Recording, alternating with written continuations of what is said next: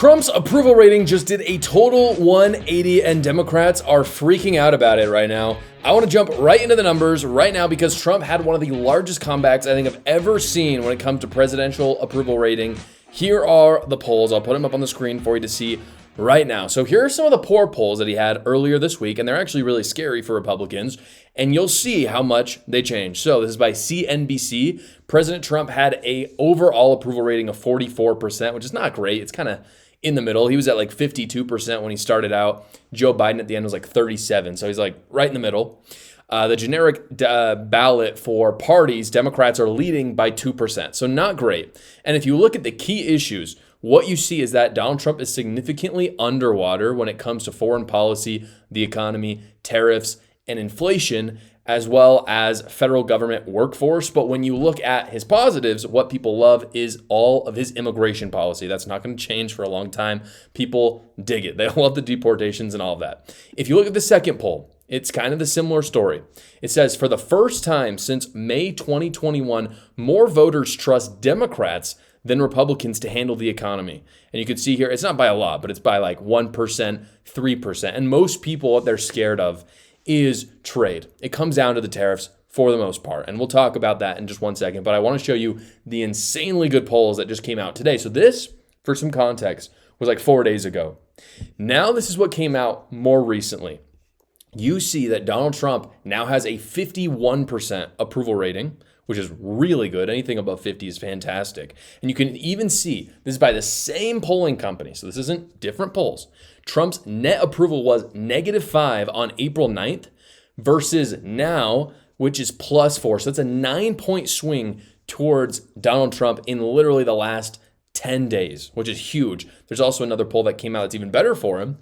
This shows him with a 54% approval, which is the highest approval rating that he has had since inauguration, which obviously, I mean, that's almost unprecedented. You almost never see presidents go up in approval rating. You just see them kind of steadily go down as their time goes on. So the fact that he's getting the best numbers right now is absolutely insane. And I'll talk about why. The big question, right, is why did it go up over the last 10 days? And to me, it's very, very simple. The narrative has moved away from the tariffs completely. Because last week, you'll remember, it was all about tariffs. All day, every day, that's all everyone was talking about. That's what was in the news. That was the narrative. And people don't want them. They do not want them. If you look at it, when the tariffs are talked about, the stock market goes down, which is an indication overall of the economy and how people are feeling. And you look at his approval, and it goes down. That's just what happens. But, and the reason why is because people believe that they're inflationary, which they are. And so when Trump pursues them, they're the focal point of the news. That's what people are talking about. However, this week, the narrative has been focused on all kinds of other things, mostly in the social policy context, such as you've got the MS-13 member that was deported to El Salvador. You've got the government defunding Harvard, for instance. And what you see from that is that Donald Trump dominates on the social policy stuff. He absolutely dominates. And you saw even on the polling before, even when they broke down the key issues, even when people weren't happy about what he was doing with the economy, they always talked about how they love the immigration stuff. They love the social policy stuff. And when that becomes the narrative, Trump does very, very well. People want the criminals deported. Now, again, that's not going to change in a long time. But they just want them deported. They want the woke stuff out of universities, all that. What they don't want is their tax money going towards woke universities. They hate that stuff. So in any case, that is indicative of what's happening with the polling right now. And here's the deal. These are the easy wins for Trump. They're so easy. And that's why his approval is skyrocketing right now. It's why he needs to focus on that for his presidency. The tariff stuff is not good. Trump needs to abandon that stuff completely. Because at the end of the day, when you're elected, you have the responsibility of doing what people want and what you believe is good for the country as well. But when the voters that put you in office don't like what you're doing, you have to backpedal. And what you see right now is that the tariffs are not good in most people's eyes. Even Republicans, if you poll them, most of them are saying they don't like the tariffs. Most Trump voters, I believe, are not saying they like the tariffs right now. So if you're Republicans trying to win with the midterms, or if you're Trump and you're trying to leave a good legacy behind, maybe you want J.D. Vance to run for president in 2028 and be successful, you have got to pull through when it comes to the social policy, and you got to leave the tariffs aside. These polls prove that. Fight the culture wars, keep doing what you're doing, and throw the idiotic tariff stuff to the curb. No one wants them. There's no evidence they work. The only time, and I'll put this caveat on there because I know someone's going to comment, the only time that we should have them is on China. And I think most Americans, I think if you look at the polling for that as well, most Americans believe that China needs tariffs on them because they're our number one enemy at the end of the day. And if we do that, we need to decrease the tariffs then on our allies so we don't push them into the hands of China. You have a lot of people out there saying that was Trump's plan all along. The reason why I know that's not true, guys, is because he would not have slapped tariffs on our top trading partners. Because if he wanted to hurt China, what he would do is pull in all our allies to us so they're not relying on China. What you saw after the tariffs was all of our allies started getting into talks with the CCP and doing more trade with them because China was willing to escalate with the US so long as they could pull our allies in. That was not a good idea. So that's my one caveat. Leave the tariffs on China, bring the allies in, focus on the social policies. And here's the good news. Trump is a practical guy. It's like the best thing about him. That's what I love about him. So I think he's seeing these numbers and he knows exactly what he has to do. And I think he's going to pivot. He's going to focus on these social policies more like he was when it was his first month as president in his second term. Guys, I want to take a quick moment to talk about something that affects a lot of us, bloating. Whether it's after a meal or it just happens because it's a busy day, bloating is uncomfortable and it is distracting, and it often comes from how our body breaks down food or doesn't break down food. And that's where D-Bloat from Lumo comes in. It is a supplement that combines digestive enzymes and probiotics, giving your body what it needs to break down carbs, proteins, and fats more efficiently, relieving bloating in under an hour. And here's the stat, guys, that you won't listen up for this. Around 70% of your immune system is in your gut. So when digestion's off, everything's going to feel off too. D-Bloat is made with just 4 clean ingredients to fix that: papaya, pineapple, tempeh, and soybean. I love it. It's easy to use, guys. It's very, again, 4 clean ingredients. You can't get enough of it. 1 capsule within 20 minutes of a meal, and that is it. So go right now. You can get 15% off for my viewers at trylumo.co with code CAR, or you can go to the link in the description below. Again, that is trylumo.co, or you can go to the link in the description below. David Hogg, the vice chair of the DNC, has just created an all-out civil war among Democrats. He announced this week that the PAC that he kind of formed before he was vice chair of the DNC is going to donate money to primary old establishment Democrats. And guys, I'm not a fan at all of David Hogg. He's despicable, I think. I've talked about it before.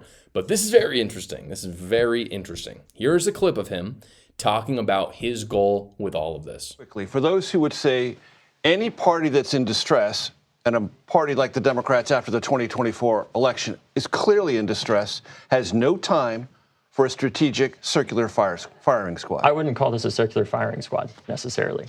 What I would call this is an embrace of the very thing that many of our older members fought to create after the 1968 DNC, which was a further mass adoption of the popular primary process, right? We've replaced those smoke-filled back rooms that they fought so hard against creating with a culture of seniority politics that is killing the future of our party, because the litmus test of whether or not you remain in a position is no longer, are you the best person to be in that position? The litmus test is, well, how long have you been there? That's not acceptable. It needs to be, are you the best person to meet this moment when our country is in crisis and so many of our young people feel like democracy is not delivering for them? Because we go out there as Democrats all the time and say democracy is the most important thing. We have to defend democracy. We fail to acknowledge that this generation, democracy is what put us through school shooter drills and school shootings. It's what's put us through the climate crisis and so much more. What we have to do is prove that democracy matters by standing up to the special interests that are killing the American dream and making our young people lose faith, not only in our party, but the future of this country. That is interesting. That's interesting. I have my doubts as to whether Hogg is actually going to execute on that vision, but you'll notice those kind of core ideas that he's talking about are not unlike what Donald Trump was talking about back in 2016 when he was trying to, and successfully, reformed the Republican Party. He is openly admitting, there's kind of 2 things that are really important that Donald Trump admits. He is openly admitting here that a majoritarian democracy has its flaws. And that is interesting. Hence, the reason why we're a republic. That is why we're called Republicans, for those of you who are in the Republican Party. And so that's the first interesting idea. A lot of Democrats aren't willing to admit that we are not, in fact, a democracy. We are a republic, and that's important. And then he says that the meritocracy is better than DEI. That's essentially what he says there. He's like, no, we're not just doing this for some ancillary reason. It's because they're the best. And that's interesting. The problem with that is there's honestly two problems with what he's saying here. I don't know if establishment Democrats can be pushed out like that, because I think you look at how ingrained they are in the deep state. I just don't know. I don't know if it's possible to do what he's saying. The other problem is I don't think Democrats can bring themselves to rely on merit alone like he's talking about. Like David Hogg is essentially saying DEI is crap there without saying it, but no other Democrat's going to go along with that. They are not going to. David Hogg comes out and he says, he didn't say this specifically, but he's essentially saying, I don't care if you're black, white. It's the Republican argument. I don't care if you're black, white, Hispanic. I don't care. We just want the best, right? Say that, I dare you, to Jasmine Crockett and AOC. They will freak out. They will freak out. That is not what they believe at all. So I don't think that vision is going to get picked up by the other Democrats. That is a huge problem. One of the reasons, though, I say that as well is, and this is fascinating, I'll show you right now. Right after he says that, he says in the same interview, he suggests that Joe Biden was super successful and that we need, and I'm talking in terms of his voice, that he needs more Democrats like Joe Biden. So I'm going to show you that clip right now because it's pretty funny. President Biden was as successful as he was, I would argue, because he started when he was 29, which I know is hard for some younger people to believe. But if you look at FDR, if you look at LBJ, they started all before they were 30, and they became that successful because they were that young. So and right now, those leaders don't have that chance. So this is an age thing. Well, part of it is, but there's also the fact that a lot of our members of all ages, not just older people, there are older members that are meeting this moment. So on one hand, he's saying he wants to oust the establishment. And on the other hand, he's saying that Joe Biden was fantastic and that the longer that people are in politics, the better they are. And this ultimately, I think, is why Democrats are screwed. They've got some ideas of reforming, like Hogg saying meritocracy is good, things like that. But they cannot bear to admit simple truths that would help them actually move forward. For instance, like Biden was a garbage president and nobody liked them. Again, if you believe that Biden was good, you are doomed to repeat his mistakes. That's what David Hogg, I don't know if David Hogg is just saying that to appease the people that he needs to appease, or if he actually believes that. But if he actually believes Biden's going to be good and that he was good and that more people like him are good, they're going to keep failing. And as we've all noticed, Biden-like policies lead to GOP victories, which I'm fine with. I'm totally good with that. But I'm just saying, I don't know what David Hogg is saying. I don't think he's going to be able to execute on what he's saying right there. If you guys love to read, but you don't know what to read right now, I wanted to introduce you to my new book. It's called A New Cult. It's up on the bookshelf right there. It is on Amazon right now. It's actually on sale for only $9.99. Go check it out right now. I talk about some crazy stories, how the Democrats and the left have truly devolved into cult-like behavior. I know you'll enjoy reading it. I had a great time writing it. Go check it out. The link is in the description below. Thank you so much for watching, guys. If you haven't already, go down below, like the video, subscribe to my channel, and watch another video.